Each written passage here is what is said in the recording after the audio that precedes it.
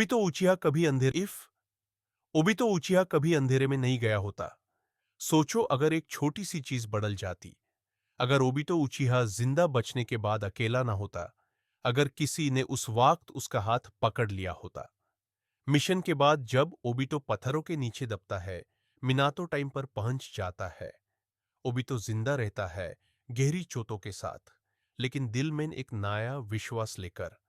रिन और काकाशी उससे जिंदा देखकर टूट कर रो पड़ते हैं। उस पल ओबिटो को पहली बार एहसास होता है कि उसकी जिंदगी सिर्फ उसकी अपनी नहीं है, बल्कि उन सब लोगों की भी है जो उससे अपना मानते हैं। समय बीतने लगता है। ओबिटो ठीक होता है और फिर से ट्रेनिंग शुरू करता है।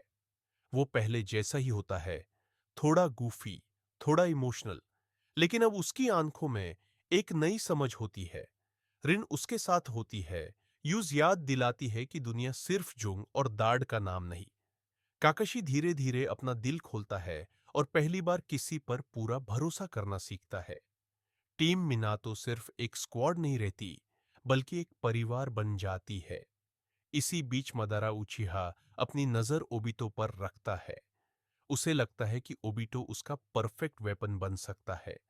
लेकिन जब मदारा उसे सपनों की दुनिया का झूठा वादा देता है, ओबिटो उसे सीधा मना कर देता है।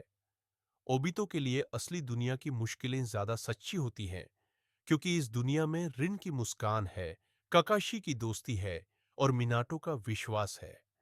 मदरा पहली बार महसूस करता है कि उसकी सोच कमजोर पड़ रही है।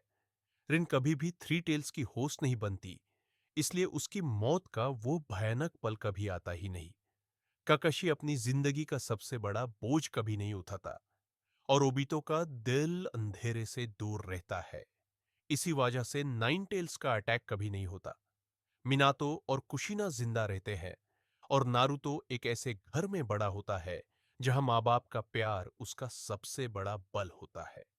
समय के साथ ओबितो एक ऐसा शिनोबी बन जाता है जो लाइमलाइट में रहना पसंद नहीं करता, लेकिन हर मुश्किल वक्त में गांवों के सामने खड़ा होता है।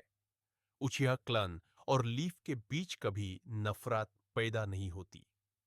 इटाची को कभी अपना परिवार कुर्बान नहीं करना पड़ता और सस्के का बचपन बदले की आग में नहीं जलता। अकत्सुकी जैसे संगठन कभी गलत रास्ते पर नहीं जाते, क्योंकि उन्हें तोड़ने के लिए कोई दर्द भरी कहानी पैदा ही नहीं होती। नारुतो जब थोड़ा बड़ा होता है तो वो अक्सर ओबितो के साथ ट्रेनिंग करता है।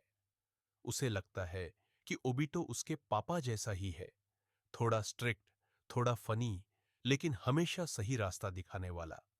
एक दिन नारुतो पूछता है कि हीरो का मतलब क्या होता है। ओबितो बिना किसी बड़े डायलॉग के बस इतना कहता है कि हीरो वो होता है जो दर्द मिलने के बाद भी नफरत को चुनने से मना कर दे।